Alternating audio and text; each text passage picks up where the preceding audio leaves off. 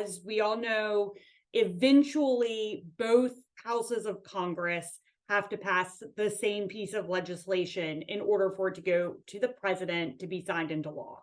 So there are areas of common agreement between the Senate and the House. And this is sort of spread across the different Senate bills based on the individual committee jurisdiction.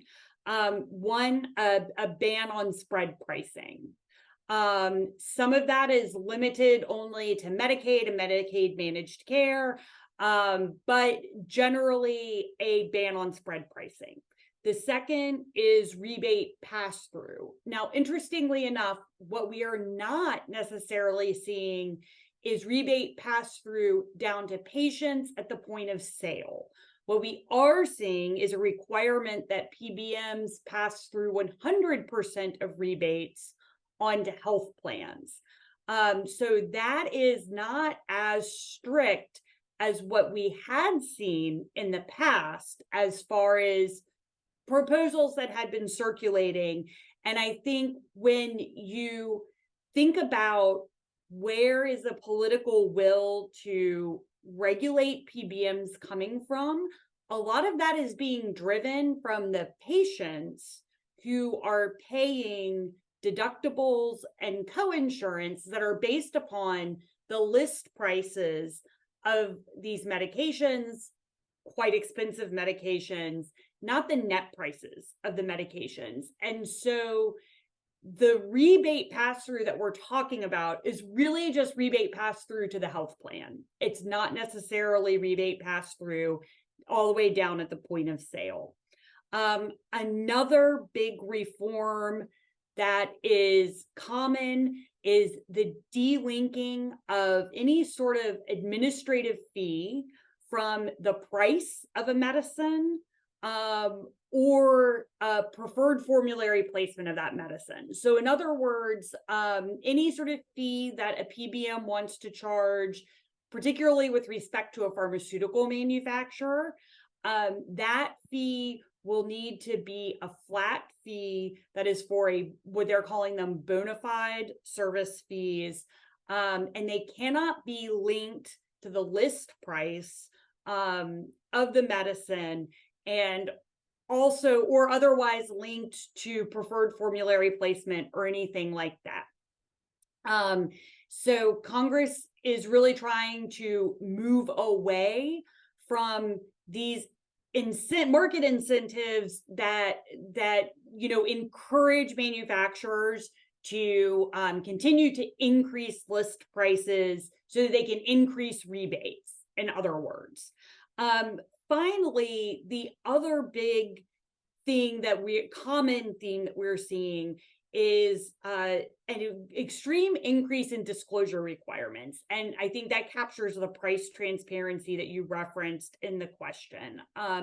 Essentially, these requirements are going to require PBMs to disclose as frequently as every 6 months to the plan sponsor an incredible amount of information, and information not just about the drugs that are covered, the acquisition cost of those drugs, the reimbursement amount that the PBM is reimbursing to different pharmacies, including pharmacies that might share a common owner with the PBM, any fees and rebates that the PBM captures or collects on behalf of that drug. If they are not covering a specific drug, including a generic or a biosimilar, they're supposed to disclose why they're not covering that. So if there's a financial reason behind that, a contracting reason behind that, they're supposed to disclose that. It's an incredible amount of information that just on the face of it, I think is going to increase administrative burden on PBMs who are going to have to generate these reports and submit them. But then I think there's another side. The other side of that is our plan sponsors, our employers, in a position to actually take these reports, synthesize the information included in them, and then act upon those reports.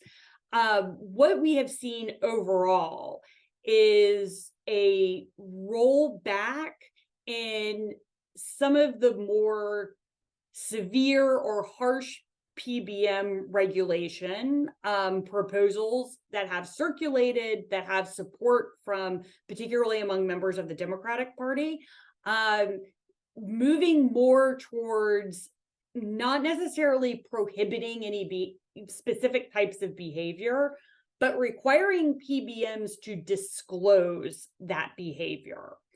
And so that seems to be where the requirements are moving and headed.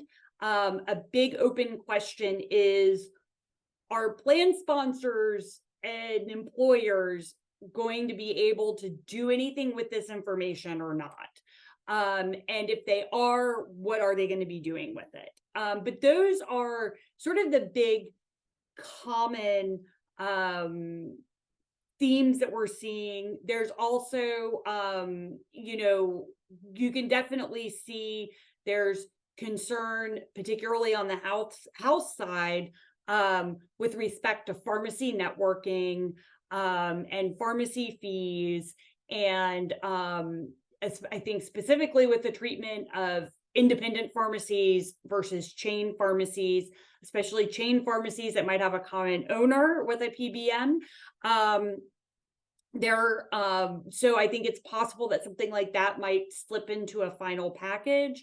But I think generally those are kind of the major themes that we're seeing, where, like I said, we have very similar, if not identical, language on both sides of Capitol Hill, included in some sort of introduced legislation.